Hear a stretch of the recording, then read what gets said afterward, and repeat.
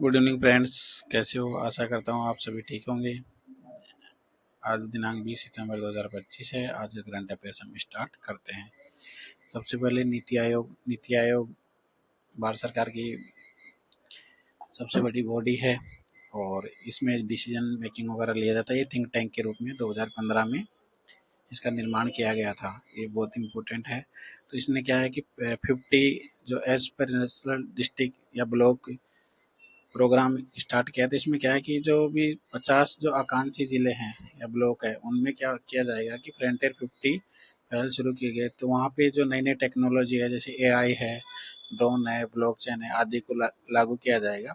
तो ये इम्पोर्टेंट चीज़ इसमें ये है कि फ्रंटियर 50 क्या है कि जो 50 आकांक्षी जिले या ब्लॉक है वहाँ पे नई नई तकनीकी यूज ली जाएगी। और इस जो क्षेत्र मतलब सोशल या आर्थिक रूप से जो पिछड़े हुए हैं वहाँ पे डेवलपमेंट नहीं हुआ तो उन क्षेत्रों को आगे बढ़ाया जाएगा। ये बहुत ही इंपॉर्टेंट चीज़ है, आपको याद रखना है कि फ्रंटियर 50 नीति आयोग की पहल है। ये आपको याद रखने लायक बात है।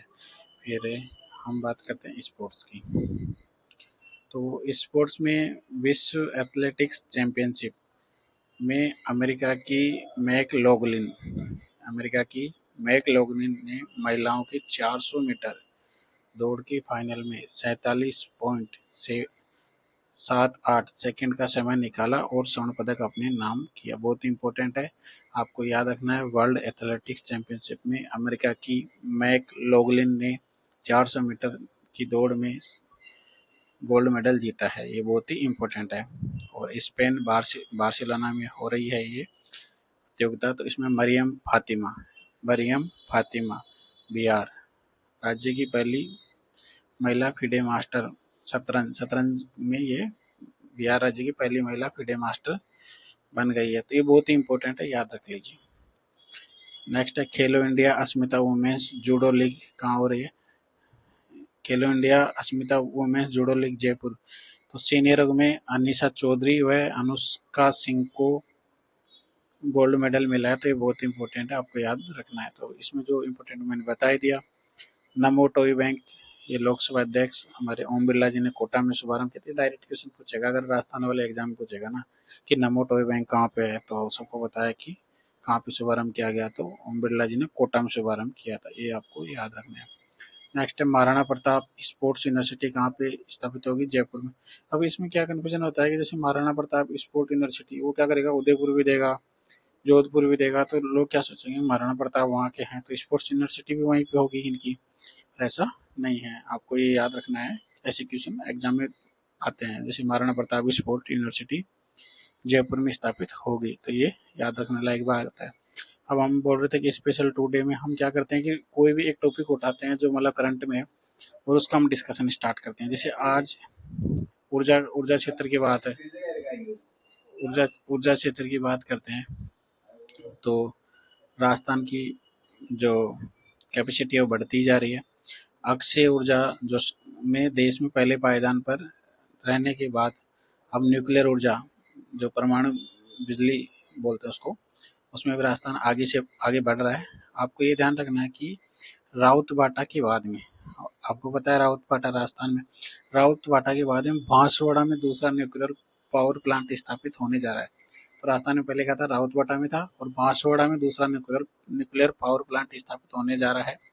इसके पूरा होने और राउत बाटा में क्या हो रहा है कि जैसे पहले और यूनिट थी तो और भी यूनिट नई स्थापित की जा रही है। तो प्रस्तावित जो विस्तार के बाद प्रदेश की न्यूक्लियर ऊर्जा क्षमता बढ़कर लगभग 6680 मेगावाट तक पहुंच जाएगी। ये बहुत ही इंपॉर्टेंट है। और इसके लिए जगह का कौन ढूंढ रहा है? एनपीसीआई बोलते हैं ना, nuclear power corporation of India. अन्य जिलों में संभावना देख रहा है कि कहाँ पे अपने को जो न्यूक्लियर एनर्जी से रिलेटेड अपने को मेटेरियल वगैरह मिल सकता है। तो ये अभी न्यूज में क्या होता है कि सीकर जिले के खंडेला में यूरेनियम के भंडार मिले। अभी कल भी हम बात कर रहे थे कि नीथियल जो लिथियम के भंडार कहाँ मिले थे, नागौर की रेवत की पहाड़ियाँ वगैरह जो भी थी मतलब वहाँ पे तेगाना के जो वहाँ पे मिले थे, आपको याद है। तो ये सीकर जिले में खंडेला में यूरेनियम के भंडार मिले हैं। तो ये बहुत ही इंपॉर्टेंट है। जैसे उदयपुर दौसा सीकर जिले में भी अभी खोज चल रही है। तो ये इम्पोर्टेंट है कि खंडेला में यूरेनियम के भंडार मिले हैं। अब इसमें हम बात करते हैं जैसे रावतबाटा न्यूक्लियर पावर प्लांट।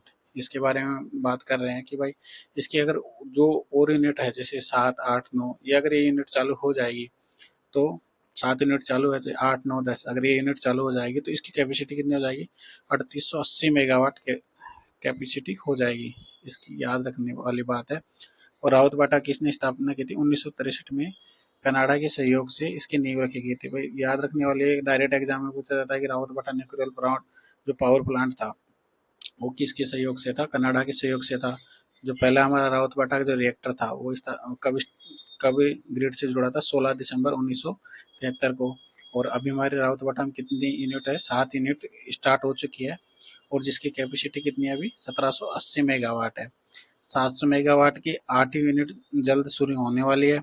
इसके बाद 9वीं और 10वीं यूनिट की प्लानिंग शुरू हो गई है। इससे क्या रहेगा, जैसे 700 मेगावाट की 2 यूनिट लगेगी, ऐसे में कुल क्षमता बढ़ के 3880 मेगावाट हो जाएगी। मतलब अभी क्या है 1780 मेगावाट है, 700 की 2 यूनिट और लगाएंगे तो ऐसे करके ये 3880 मेगावाट हो जाएगी 10 यूनिट होते ही। तो ये याद रखने लायक बात है। ठीक है, अब ये जैसे 3880 मेगावाट है, ये इतना जोड़ के, और ये बांसवाड़ा में देखो 2800 मेगावाट का एक किला है, तो इसमें कितना 50,000, ये इतना इंपॉर्टेंट नहीं है, पर ये याद रखो कि 2800 मेगावाट क्षमता का न्यूक्लियर पावर प्लांट बांसवाड़ा में लग रहा है। और ये बहुत इंपॉर्टेंट है, आपको याद रखना है कि ये इसको कौन तैयार कर रहा है, नेशनल थर्मल पावर कॉरपोरेशन और nuclear power corporation of India joint रूप से इसको तैयार कर रहे हैं। तो ये याद रख लीजिए कि देश का बहुत बड़ा ये प्रोजेक्ट है न्यूक्लियर पावर प्लांट वाला बांसवाड़ा में 2800 मेगावाट। अब भारत की बात करते हैं तो वर्तमान में भारत में कितने परमाणु रिएक्टर है, 24 परमाणु रिएक्टर है और कुल क्षमता कितनी है भारत की, 8080 मेगावाट है। याद रखने लायक बात है।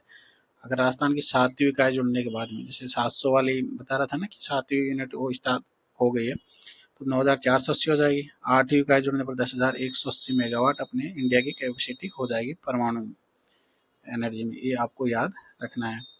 तो ऐसे में सबसे ज़्यादा इकाइयाँ और क्षमता किस में होगी, राउत बाटा न्यूक्लियर जो पावर प्लांट है अपना उसमें हो जाएगी। अभी तक सबसे ज़्यादा क्षमता वाला तमिलनाडु के कुडनकुलम 2000 मेगावाट है। ये याद रखना है कि अभी राउत बाटा की नहीं होगी क्योंकि 1780 है ना, वो 2 यूनिट और स्टार्ट हो जाएगी तो फिर राउत बाटा सबसे आगे जाएगा। मतलब सबसे ज़्यादा कैपेसिटी जो उत्पादन क्षमता इसी की है, अभी तमिलनाडु की है, तमिलनाडु के कुडनकुलम 2000 मेगावाट की है।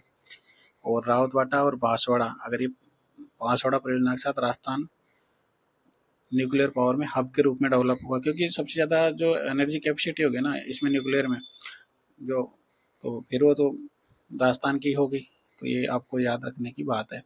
तो स्पेशल सीरीज में जो मैंने बताया ये याद कर लीजिए कि कैसे हमारा कितना मतलब परमाणु रिएक्टर है, हमारी इंडिया की कितनी कैपेसिटी है, राजस्थान की कितनी कैपेसिटी है, बांसवाड़ा में कितने मेगावाट का लग रहा है, कौन लगा रहा है, ये आपको याद रखना है। ये बहुत ही इंपॉर्टेंट है। तो ये स्पेशल सीरीज के तहत मैंने क्या किया है कि जैसे आज ये न्यूज़ में था तो मैंने इसको उठा के इसका पूरा ही डिटेल से आपको पढ़ा दिया। अगर इससे कोई भी क्वेश्चन आता है ना तो मतलब ऐसा नहीं होना चाहिए कि भाई ये क्वेश्चन आप गलत करके आओ, और ये क्वेश्चन, ये ऐसे क्वेश्चन रहते हैं जो मतलब आपको सिलेक्शन दिलाएंगे, क्योंकि स्टैटिक सब पढ़ के जाते हैं, जैसे हिस्ट्री है, पॉलिटी, सबको याद रहता है, पर जैसे इसमें क्वेश्चन पूछ लिया भाई अभी हाल ही में 2800 मेगावाट का जो न्यूक्लियर रिएक्टर वगैरह का जो पावर प्लांट कहाँ स्थापित किया जाएगा बताइए, बांसवाड़ा में। कौन कौन करेंगे इसमें, नेशनल थर्मल पावर कॉरपोरेशन और nuclear power corporation of India संयुक्त रूप से इसे तैयार करेंगे। फिर वो पूछेगा कि रावतपाटा न्यूक्लियर पावर प्लांट में अभी 7 यूनिट शुरू हो चुकी है, 1780 मेगावाट है, इसकी टोटल पूछ लेगा कि, ये तो पूछेगा नहीं पर मतलब एक पूछेगा कितनी यूनिट शुरू हो चुकी है, मतलब ऐसा पूछ सकता है। फिर वो उसको पूछना रहेगा तो पूछ लेगा कि वर्तमान में भारत में कितने परमाणु रिएक्टर है, 24 है, कुल कितनी कैपेसिटी है, ऐसे पूछ सकता है।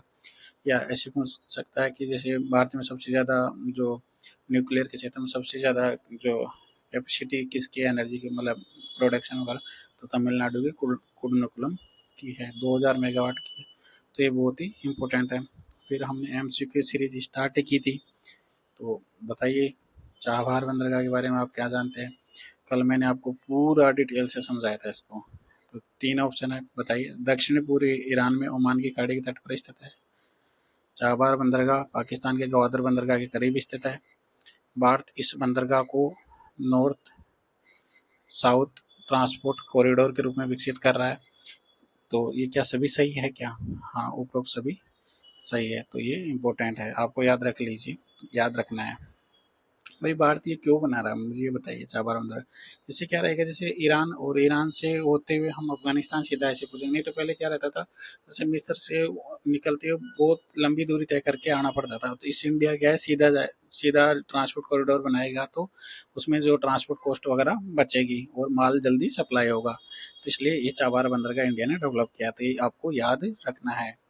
नेक्स्ट है सैटेलाइट ट्रैकिंग स्टेशन समझौता किस किस के बीच में हुआ था भाई, याद करो, भारत और भूटान के बीच में, मॉरिशस पाकिस्तान अप्रोक्स सभी, तो आपको याद रखना है भारत और मॉरिशस के बीच में ये समझौता हुआ था।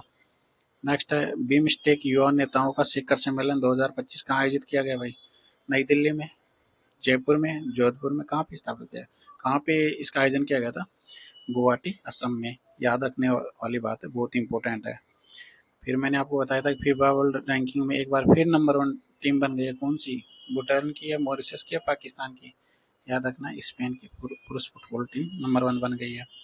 फिर ये राजस्थान की तैयारी करने वालों के लिए 44वीं सब जूनियर नेशनल शूटिंग चैंपियनशिप में राजस्थान ने किसको हराकर गोल्ड मेडल जीता था, बताइए, नई दिल्ली, अहमदाबाद, हैदराबाद, याद रखना है पंजाब को हरा के इन्होंने गोल्ड मेडल जीता था। फिर एक डिस्कस किया था कि राजस्थान सरकार ने मतलब राजस्थान सरकार किसके सहयोग से 26 सैटेलाइट टाउन विकसित करेगी, तो भूटान, मॉरिशस, पाकिस्तान, किसके सहयोग से, एडीबी के सहयोग से। एडीबी का मैंने आपको पूरा डिटेल से समझा ही दिया था। फिर मैंने कल बहुत बताया था कि गंगा बैरव घाटी याद कर लो भाई, गंगा बैरव घाटी बहुत इंपॉर्टेंट है। गंगा बैरव घाटी लेपर्ड सफारी का शुभारंभ कहाँ किया गया था, पहली बात है कहाँ पे, जयपुर, जोधपुर, गुवाहाटी, कहाँ है ये, जैसे लग रहा है गंगा बैरव घाटी गुवाहाटी वगैरह में ना, ऐसा लगता है, पर ऐसा नहीं है, गंगा बैरव घाटी अजमेर में है। तो दोस्तों इसी प्रकार से हम क्या करेंगे, जैसे एक दिन पहले पढ़ाया उसके मैं 7-8 क्वेश्चन बनाता हूँ और उससे आपको रिविजन भी होता रहेगा।